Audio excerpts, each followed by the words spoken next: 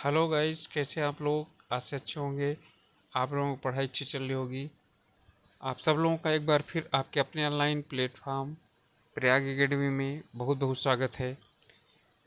हम लोग UK triple SC द्वारा आयोजित की जाने वाली वीडियो बीपीडीओ रे एग्जाम के लिए हिंदी टेस्ट सीरीज कर रहे थे। तो चलिए इसी श्रृंखला को आगे बढ़ाते हुए शुरुआत करते हैं। आज का पहला प्रश्न है, होली का त्यौहार मार्च में मनाया जाता है, ये किस प्रकार का वाच्य है? तो किस प्रकार का वाच्य है? देखिए, यहाँ होली मनाई जाती है। ठीक है, तो होली का त्योहार मार्च में मनाया जाता है। ठीक है, तो यहाँ पर त्योहार की बात आ रही है, तो त्योहार क्या हो गया? आपका कर्मवाच्य। क्लियर? कौन सा शब्द विशेषण नहीं है? प्रेरणास्पद, बात, प्रतिभा, यही विशेषण नहीं है। जिसके साथ संज्ञा न लगे वही क्या होता है? विशेषण है। प्रतिभा भावचक संज्ञा है। अगला व्यक्ति, स्तुत्य आदमी। ठीक है, तो हमारा उत्तर हो गया बी, प्रतिभा। राजस्थानी उपभाषा वर्ग में कुल कितनी बोलियां आती हैं? तो कुल कितनी आती हैं? 4। उत्तरी, दक्षिणी, पूर्वी, पश्चिमी राजस्थानी। खर शब्द का निम्न में से एक सा अर्थ कौन सा नहीं है? खर का मतलब गधा होता है, खर का मतलब तिनका भी होता है, खर का मतलब एक राक्षस भी था। ठीक है, तो इसका अर्थ वाण नहीं होता। ठीक है, तो वाण जो है इसका अर्थ नहीं होगा, तो हमारा उत्तर हो जाएगा बी। राष्ट्रवादी कवि रामधारी सिंह दिनकर को उर्वशी के लिए, याद रखिएगा, रामधारी सिंह दिनकर, इनको उर्वशी के लिए मिला था क्या? ज्ञानपीठ पुरस्कार। और ये कब मिला था? तो इनको जो मिला था 1972 में मिला था। इससे पहले सबसे पहला मिला था सुमित्रा नंदन पंत को। ठीक है, आप लोग उनकी किस रचना को मिला था, ये कमेंट करके बता सकते हैं। कुमुद का पर्यायवाची शब्द क्या होता है? कुमुद का पर्यायवाची शब्द होता है विष्णु। ठीक है, वैसे कुमुद का मतलब कमल भी होता है। ठीक है, तो यहाँ पर है कुमुद का अर्थ विष्णु होगा। एक बार कहीं कहीं बात को दोहराते रहने को क्या कहा जाता है? तो एक बार कही हुई बात को दोहराते रहने को पृष्ठ पोषण कहा जाता है। ठीक है, तो उसके लिए क्या कहा जाता है? पृष्ठ पोषण। तो हमारा उत्तर हो जाएगा सी। बोला जाता है ना पृष्ठ पोषण। पृष्ठ पोषण का मतलब होता है कि नहीं, कोई बात कही गई है, उसको क्या करना? फिर से समझाना। इनमें से अर्धस्वर कौन सा है? तो अर्धस्वर आप लोग जानते ही हैं, या और वा अर्धस्वर होता है। यदि रा और ला भी होता तो भी यह क्या कर दिया जाता था? माना जाता, लेकिन मुख्य रूप से संस्कृत से माने जाते हैं। तो हिंदी में या और वह अर्धस्वर माने जाते हैं, क्योंकि ये स्वर संधि से बने होते हैं, और स्वर संधियों में इण संधि से बने होते हैं। राम ने सुरेश के साथ मित्रता का निर्वाह किया, इसमें भाववाचक संज्ञा कौन सी है? तो आप जानते हैं कि इसमें संज्ञा आपकी कौन कौन सी है। तो संज्ञा सुरेश भी है, रमेश, राम भी है, लेकिन ये व्यक्तिवाचक संज्ञा है। निर्वाह जो है ये क्या है? क्रिया है। इसमें मित्रता संज्ञा है, और मित्रता ही भाववाचक संज्ञा है। कृतज्ञ का मतलब होता है किए हुए उपकार को मानने वाला। अब कृतघ्न का मतलब होता है किए हुए उपकार को न मानने वाला। तो हमारा उत्तर हो जाएगा डी, किए हुए उपकार को मानने वाला। इसमें शुद्ध वर्तनी कौन सी है?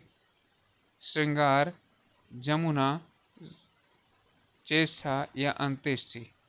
ठीक है, तो यहाँ पर जो हमारा शुद्ध वर्तनी है वो श्रृंगार होगा। ठीक है, यमुना होता है, और ये चेष्टा होता है, और ये अंत्येष्टि होती है। इस वाक्य में अकर्मक क्रिया है। किसमें अकर्मक क्रिया है? रामू ने खा लिया, तो क्या खाया? खाना खाया। अच्छा, खाना खा रहा है। चालक गाड़ी चलाता है तो क्या चलाता है? गाड़ी चलाता है। तो ये सब सकर्मक हैं। श्याम हंसता है, क्या हंसता है नहीं पता, अकर्मक क्रिया ही हो जाएगी। माँ स्वेटर बुनती है तो क्या बुनती है? स्वेटर बुनती है। यानी क्या लगाने के बाद क्रिया से पहले क्या लगाई, यदि कुछ उत्तर मिलता है तो हमारा क्या हो जाएगा? सकर्मक, और यदि नहीं मिलता है तो अकर्मक क्रिया हो जाएगी। वैसे भी खाना, सोना, हंसना, उठना, बैठना, रोना, इस चलना, दौड़ना, ये सब क्या है? अकर्मक क्रियाएं हैं। अर्ध सरकारी पत्र का उद्गमित होता है पद के स्तर से, व्यक्ति के स्तर से, या जनता के स्तर से। ठीक है, तो ये क्या होता है? उपरोक्त तो दोनों से। वैसे तो ये क्या होता है? व्यक्ति से व्यक्ति के स्तर पर लिखा जाता है, लेकिन शैली इसकी व्यक्तिगत होती है, परंतु होता है ये सरकारी पत्र। अज्ञ का अर्थ होता है, अज्ञ का मतलब होता है जो कुछ भी ना जानता हो, इसलिए इसका क्या होता है? विज्ञ।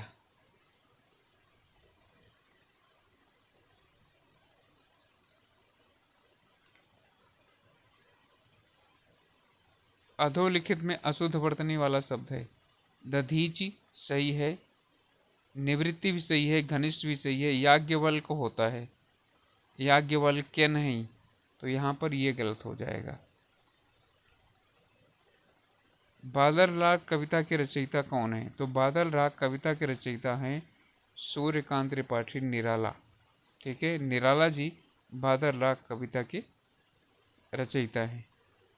इनमें से तद्भव शब्द कौन सा है? देखिए, अग्नि तत्सम है, पुष्प तत्सम है, मुख तत्सम है, लेकिन 14 जो है ये तद्भव है।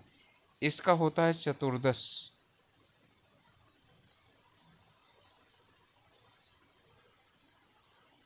ठीक है, तो ये चतुर्दश होगा। अगला प्रश्न है, इनमें से कौन सा एक शब्द शब्द का अर्थ नहीं है? यानी कर शब्द का अर्थ इनमें से कौन सा नहीं है? तो कर शब्द का अर्थ हाथ भी होता है, टैक्स भी होता है, कर्ण भी होता है, किरण नहीं होता है। तो हमारा उत्तर हो जाएगा किरण नहीं होता है। सामान्यतः वाक्यों के भेद किए जाते हैं। तो वाक्यों के दो आधार पर भेद किए जाते हैं, अर्थ के आधार पर भी होता है, रचना के आधार पर। तो इसका मतलब है रचना और अर्थ के आधार पर होता है। तो हमारा उत्तर हो जाएगा सी। अगला प्रश्न है, हाथ को हाथ न सूझना। तो हाथ को हाथ न सूझना का मतलब होता है घना अंधकार होना। ठीक है, तो घना अंधकार हो जाना, यही है हाथ को हाथ न सूझना। पर्यावरण संधि का संधि विच्छेद क्या होता है? तो परि और आवरण होता है पर्यावरण।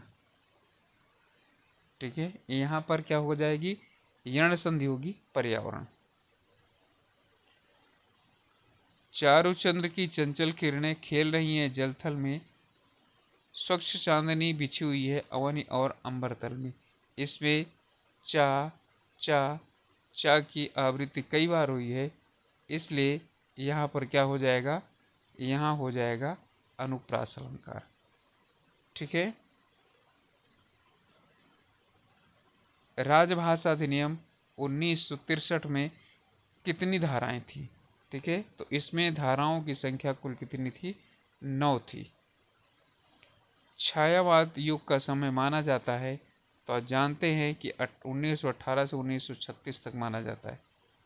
1903 से लेकर के 1918 तक ये द्विवेदी युग के नाम से जाना जाता है। ठीक है, तो 1936 से 1942 तक ये जो है ये आपका प्रगतिवाद के नाम से जाना जाता है, क्योंकि 1943 के बाद प्रयोगवाद शुरुआत हो जाता है। इनमें से कौन सा वाक्य मिश्र वाक्य नहीं है? तो मिश्र वाक्य नहीं है, तो आप लोग जानते हैं कि जो योजक शब्द होते हैं यानी संयोजक शब्द होते हैं, उनसे मिलने पर जो बनता है वो संयुक्त वाक्य होता है। और इसमें दो प्रकार के यानी संयोजक होते हैं। एक होता है जिनमें और आदि होता है, उनका समानाधिकरण। तो उसमें से जो होते हैं वो संयुक्त होते हैं। जो व्यधिकरण समुच्चय बोधक से होते हैं वो क्या होते हैं? वो मिश्र वाक्य होते हैं। तो मैंने एक पुस्तक खरीदी जो नई है, बिल्कुल मिश्र वाक्य है। एक विज्ञान गोष्ठी हुई जिसमें अनेक, तो जिसमें अनेक वक्ता बोले, या वही बच्चा है वही और जिसे, इससे मिला हुआ। ये तीनों क्या है, मिश्र वाक्य है, तो चौथा रहेगा जो मिश्र वाक्य नहीं होगा। यहाँ पर ये वह परिश्रमी ही नहीं वरन ईमानदार भी है। ठीक है, तो ये आपका संयुक्त वाक्य है, ना कि मिश्र वाक्य। क्लियर? तो हमारा उत्तर हो जाएगा डी।